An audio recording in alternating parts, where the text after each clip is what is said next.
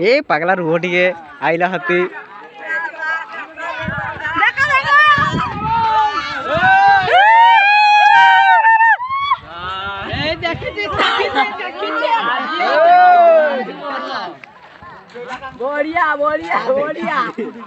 खासकर नीलगिरी अंचल बर्तमान उत्पात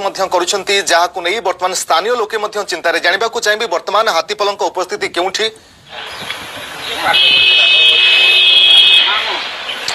सूचना देवा केवल धान फसल ही नष्ट कर कौन घर कि गाँ मुआ होना जेहेतु हाथी बर्तमान गोपालपुर जंगल में पहुंचले तेज आज हाथी बाहर संभावना ना जहाँ वन विभाग आमको सूचना दूसरा तेज हाथी जेबे बाहर हाथी जब यूटर्न हम से वन विभाग घोड़ार व्यवस्था कर हाथीर गतिविधि पूरा ध्यान देव वर्ष एमती हाथीपल आसुंच अनेक फसल नष्ट कर देखिबार अच्छी कि वन विभाग ए हाथीपल की पदक्षेप ने